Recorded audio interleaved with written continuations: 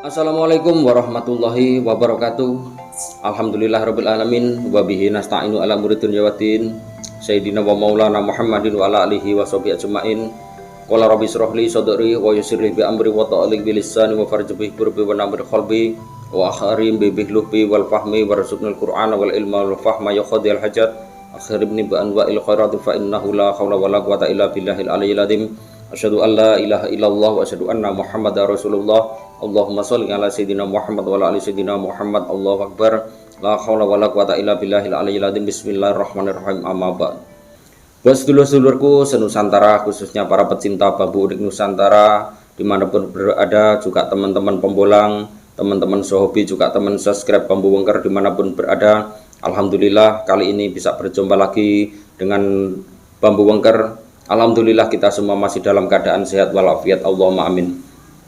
Buat sedulur-sedulurku senusantara, khususnya para pecinta bambu unik Nusantara dimanapun berada, alhamdulillah kali ini bisa berjumpa lagi dengan Bambu Wengker, yaitu dalam acara ngaji deling ngandelke pangeling. Semoga dengan kajian ini nanti bisa menjadikan suatu manfaat, bisa menjadikan suatu edukasi pemahaman apa hakikat atau filosofi dari bambu tersebut, yang mana akan saya jelaskan, yaitu tentang sepotong bambu unik. Oke sedulur, langsung saja akan saya jelaskan apa bambu yang akan saya wedar kali ini, yaitu bambu unik, yaitu bambu dengan nama pakem bambu kendit. Nah, ciri-ciri dari bambu kendit yaitu seperti ini dulur. Jadi bambunya ini seperti ada cincin gelang, ini hampir menyerupai bambu petuk. Tapi ini bukan bambu petuk, ini namanya bambu kendit.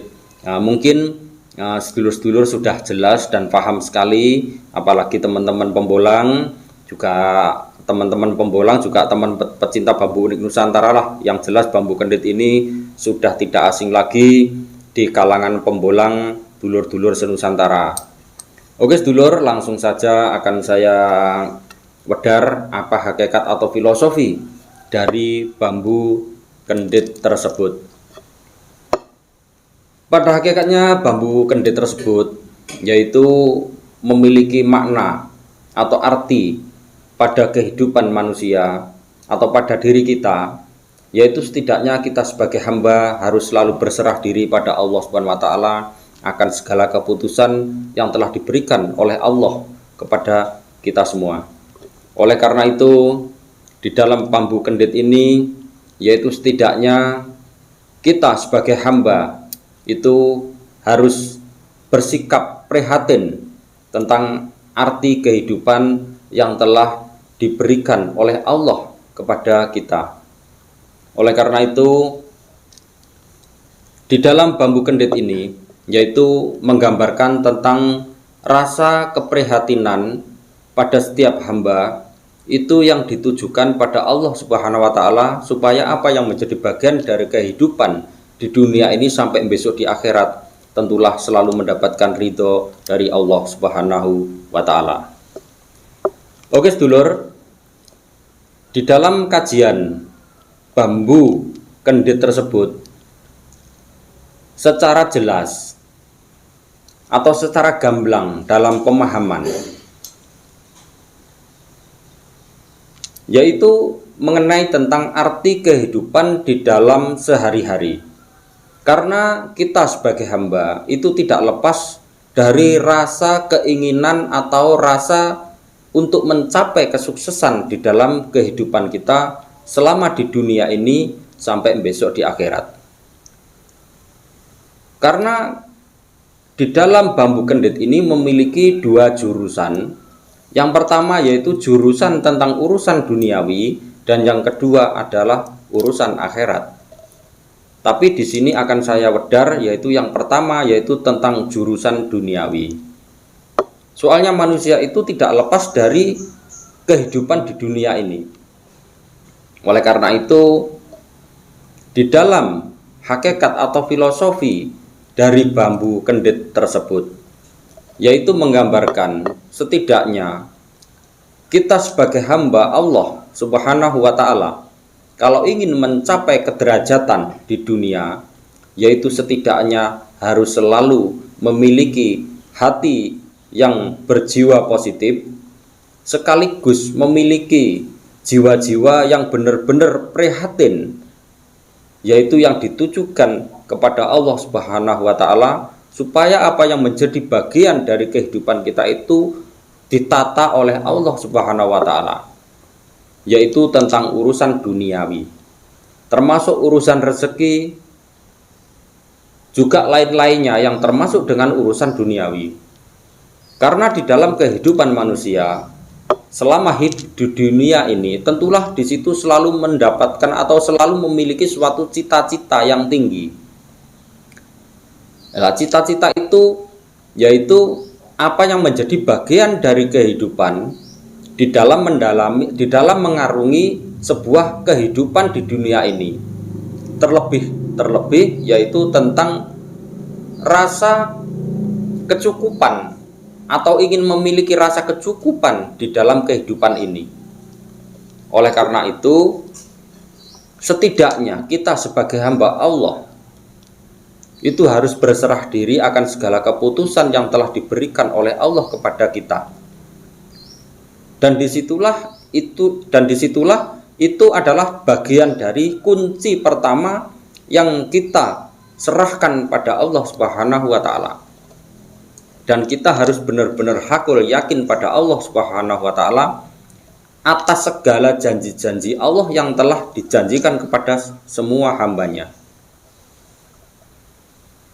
Oleh karena itu, untuk mencapai kederajatan di dunia ini, setidaknya kita sebagai hamba harus lelaku prihatin. Dalam artian, setidaknya kalau ingin kehidupan kita di dunia ini menjadi sukses, setidaknya kita harus lelaku prihatin. Istilah itu kalau orang Jawanya itu ya kudu wani ngluwe, kudu wani tirakat. Istilahnya gitu dulu. Karena di sini menggambarkan kendit.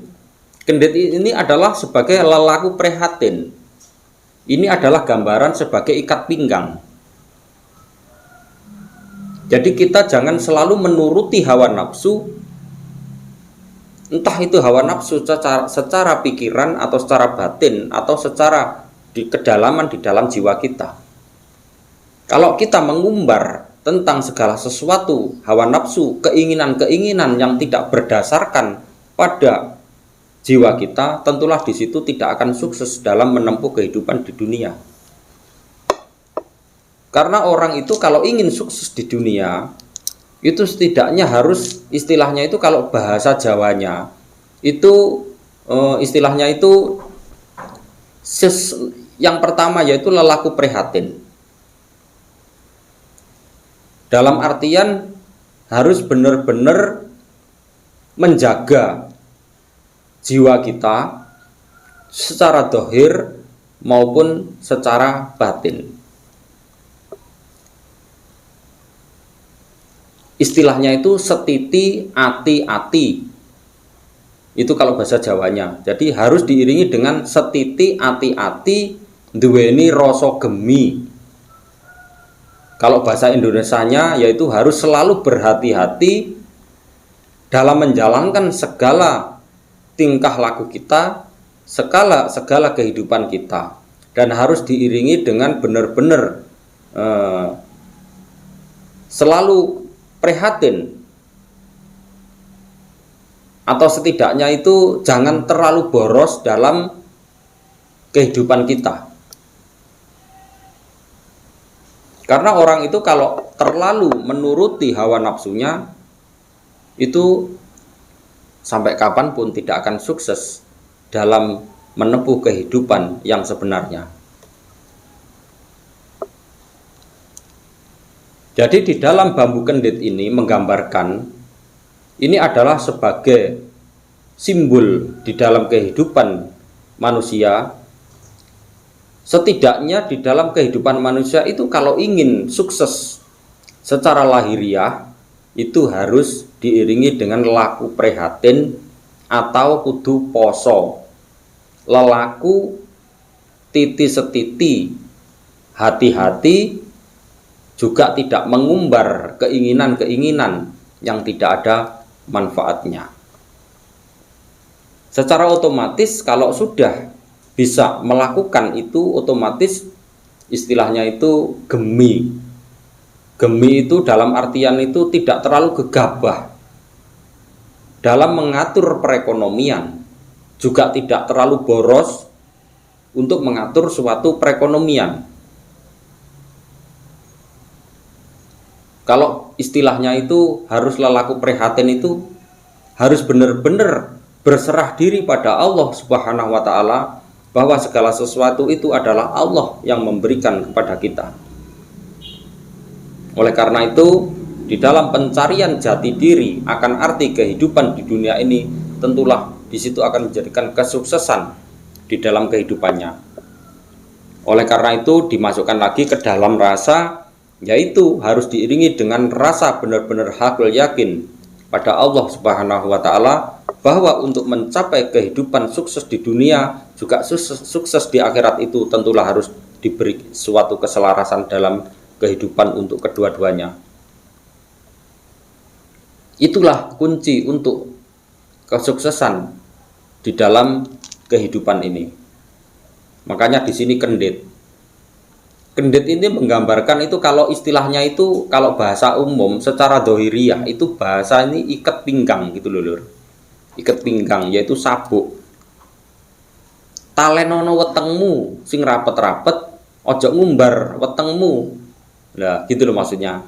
Kalau di dalam ajaran Rasulullah, istilahnya itu mangano lek bener-bener luwe tenanan. Ngombe yo lek bener-bener krasa ngelak. Itu maksudnya di situ. Nah, itu kalau dijabarkan lebih dalam lagi. Itu. Jadi makanlah kalau memang benar-benar lapar, minumlah kalau memang benar-benar haus, tidurlah kalau benar-benar kamu mengantuk, ingin tidur. Itulah hakikat dari bambu kendit.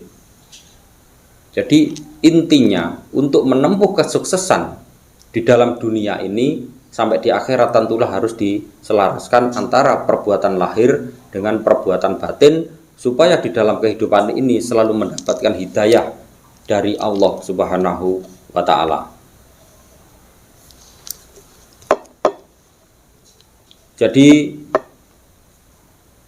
bambu kendit ini dulur, kenapa sedulur-sedulur itu paling suka dengan bambu kendit?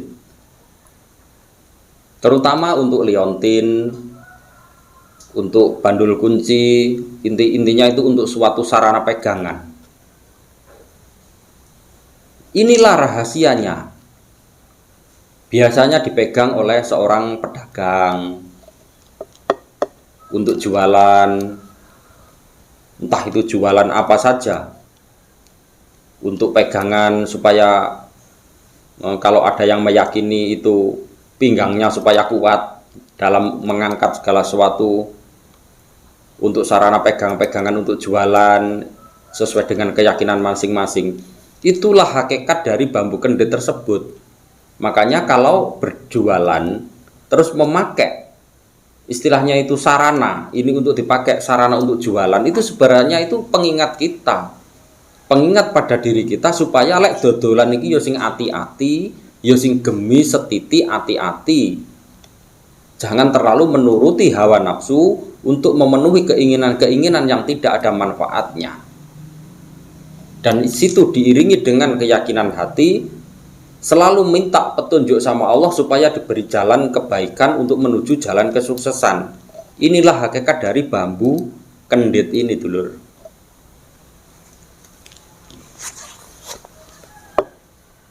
Oke sedulur, kiranya sampai di sini dulu penjabaran, yaitu tentang hakikat atau filosofi dari bambu kendit tersebut. Jadi intinya bambu kendit ini adalah melambangkan pada diri kita supaya kita sebagai hamba kalau ingin sukses di dunia sampai di akhirat itu setidaknya harus lelaku prihatin, jangan terlalu boros, juga jangan terlalu, istilahnya itu, terlalu menuruti keinginan-keinginan yang tidak ada gunanya. Jadi sekali lagi, kalau bahasa Jawanya yaitu kalau ingin sukses dunia akhirat itu harus setiti, ati-ati, gemi, loman. Nah itulah. Tapi jangan lupa bahwa segala sesuatu itu harus diiringi dengan perbuatan dohir juga batin, yaitu semua itu ada pertanggungjawaban, yaitu harus diiringi dengan sedekah. Kalau urusan sedekah itu sudah lain lagi. Sedekah, sodakoh itu sudah urusan siri. Itu tidak bisa dikaitkan dengan bambu kendit. Karena bambu kendit ini cuma menggambarkan atau melambangkan pada setiap hamba, kalau ingin sukses di dunia yaitu harus lelaku prihatin, benar-benar tawadu atau benar-benar berserah diri pada Allah Subhanahu wa taala akan segala keputusan. Kalau secara benar-benar bekerja lelaku apa saja, kalau diiringi dengan niat karena Allah, itulah sebagai simbol dari bambu kendit tersebut. Jadi kalau urusan sedekah, amal itu urusan siri, itu rahasia Allah.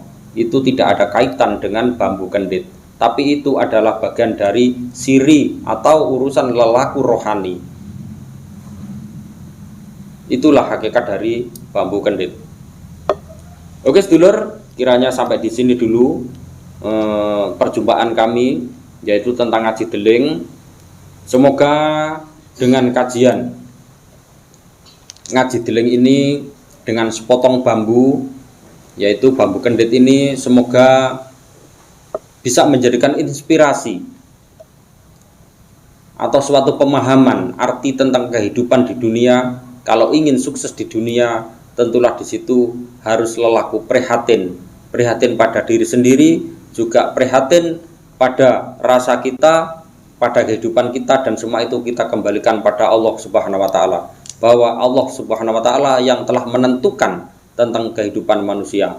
Selama diiringi secara dohir maupun secara batin, disitulah Allah akan memberikan suatu hidayah, pertolongan kepada setiap hambanya. Dan Allah akan selalu memberikan nikmat, karena nikmat itulah barang siapa yang bisa mensyukuri atas nikmat Allah, tentulah di situ akan ditambah nikmatnya. Tapi yang kufur, Allah hanyalah Allah yang tahu tentang kekufuran itu pada hambanya. Karena bambu wengker selalu memberikan support yang terbaik buat sedulur-sedulur, khususnya para pecinta bambu Nusantara.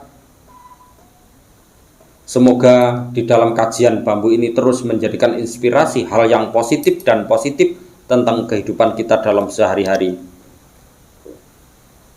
Bambu wengker tidak membicarakan tentang kekurangan dan kelebihan, tapi semua itu kita serahkan pada Allah Subhanahu wa taala. Bambu wengker selalu mendukung, mensupport buat sedulur-sedulur supaya sepotong bambu ini tidak menjadikan suatu gagal paham dalam mengartikan, karena ngaji deling ini kembali kepada jati diri, yaitu tetap ngandel ke pangiling. Oleh karena itu dalam kajian bambu deling tetap harus positif dan positif untuk ke depan. Oke sedulur, kira sampai di sini dulu perjumpaan kami kali ini. Wa akhiran, wassalamualaikum warahmatullahi wabarakatuh.